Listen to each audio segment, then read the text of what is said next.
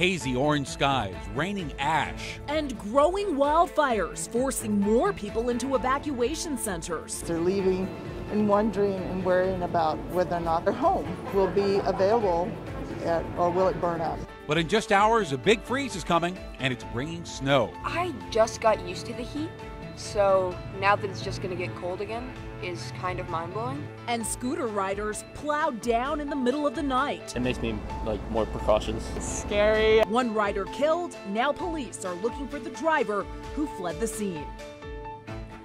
No, this isn't one of our Bronco sunsets you're looking at. These were the skies in Fort Collins around noon today. All that wildfire smoke is sending ash just falling across our state. This is the buildup on one of our photojournalist cars just after being parked outside for just a few hours. Now, some pretty eerie scenes really across the state this afternoon, but in a few hours, temperatures are going to take a nosedive. In Denver, we'll drop about 50 degrees overnight. That cold front bringing our first glimpse of snow for the season. So from wildfire evacuations to preparing for snow, we've got team coverage tonight. We're going to begin with Chief Meteorologist Mike Nelson, who has more on exactly when that freeze is getting here and why. Mike?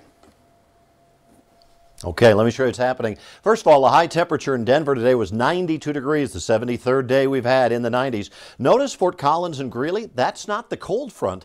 That's because there was so much smoke in the air blocking the sun. And this is what it looked like in time-lapse on our camera in Alt this afternoon. Very thick smoke, keeping those temperatures there much, much lower. We can see it on radar. This is not precipitation. That's all dense smoke. But there's a change coming up quickly. We have warnings all over the place, from freeze warnings to snow warnings to fire warnings, in effect, as a powerful cold front heads into Colorado. That front is now just nudging into the Denver area. The precipitation still several hundred miles to the north, but it's coming our way. And look at the temperature contrast. Temperatures 100 right now at Lamar. Denver at DIA has just dropped from 90 down to 83 with the passage of the front. It's 41 up at Rapid City. So headlines, the front coming through very soon. We'll get strong winds up to about 50 miles an hour out of the north, and the rain develops later this evening. It's snow tomorrow, and with that, we'll expect tree damage and some power outages. Thank you, Mike. Near 90,000 acres and growing. And firefighters are actually losing a little bit of ground in the Cameron Peak fire containment. That's the one in Larimer County. It was 5% contained. It is now just 4%. Denver7's Sloan Dickey joins us live near the evacuation center there. Sloan, firefighters hope the upcoming freeze will be a big help. Yeah, they are really hoping for some help from that snow. The Cameron Peak fire doubled in size over 48 hours, sparking an entirely new set of evacuations. Now, those evacuees are coming here to Poudre Middle School, where the Red Cross is telling them where to go next. Now, we spoke with officials who said that they've been fighting hard against this fire for the past 48 hours, but they do hope that some relief is on the way. Make sure she gets this. She's going to set you up for your hotel room. As the Cameron Peak fire forces more people from their homes, Thanks so much. You've been really nice. evacuees are gathering here. She's an angel. They're angels. At the Red Cross Resource Center at Poudre Middle School near Fort Collins. Found a message that said you need to get out of there now. Mandatory evacuation. The Cameron Peak fire grew to nearly 60,000 acres overnight, pushing fire officials to order mandatory evacuation orders for several neighborhoods. It's just scary, the unknown. More are expected. I've lived in that house for 35 years. In Glacier View. Officials say extremely dry conditions and high temperatures have fed the fire, now only at 4% containment. So the last couple of days we saw the fire take a good run, backed by the wind, the strong wind we had, the low relative humidities, and the terrain. But relief in the form of a winter storm could arrive tomorrow. Any moisture we get is good moisture right now. The prediction is varying between 6 to 12 inches depending on where it is. Your primary language is English? Yes. Okay. For now, evacuees wait. Take it day by day. That's all you can do. And hope for a safe return to their home. Now, new numbers released this afternoon put the fire at nearly 90,000 acres, which would place it at the number 4 largest fire in recorded history here in Colorado. For a full list of those evacuations, you can head to our website at thedenverchannel.com. Shannon? All right, Sloan Dickey tonight. Thanks. We're also monitoring a new wildfire. This one's near Eagle, about 9 miles from I-70. People living near Abbey Creek Road are being evacuated as we speak. Places closer to I-70 are on pre-evacuation notice. And what's record-tying heat without some snow less than 24 hours later? Denver 7's Liz Gilardi joins us live in downtown Denver as people get ready for the temperature drop. Liz.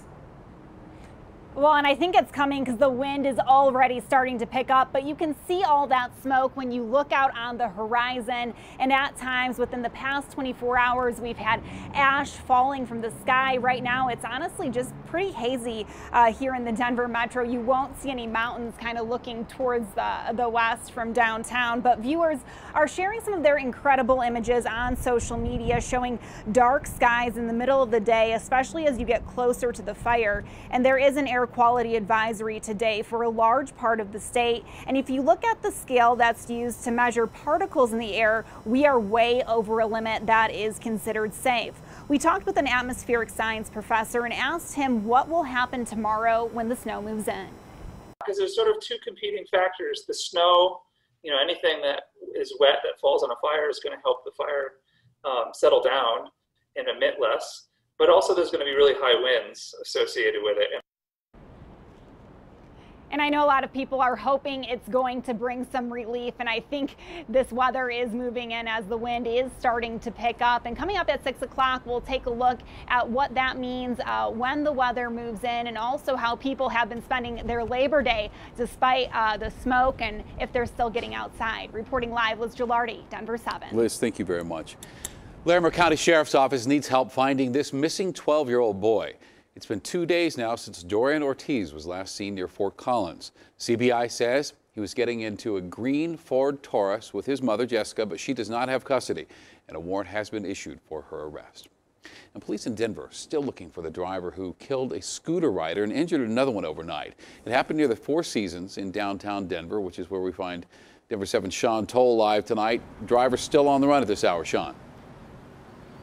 Yeah, this all happened shortly after 1:30 this morning. Police say that 4 scooters were riding right down Arapahoe Road or street here, looking to turn left onto 14th, and that's when they say a car swerved into them and hit 2 of the scooters.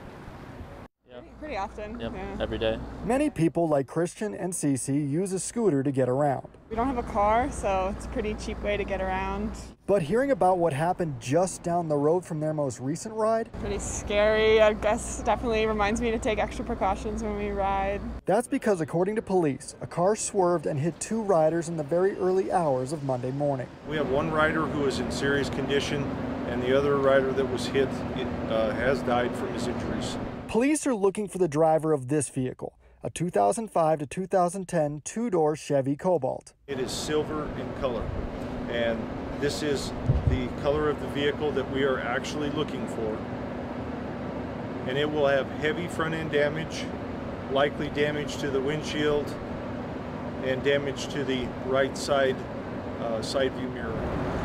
The car sped off from the intersection of 14th and Arapahoe and headed south on Spear. We understand that accidents happen, and we want to be able to talk to this individual about this before this turns into a much more serious incident than it already is. He or she should have stopped and, make sure that pedestrians, the scooters, the person's life was, all right, but obviously that didn't happen, so. Because for those riding, be careful.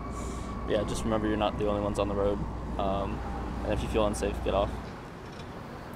Metro Denver Crime Stoppers is offering a award for help in this case.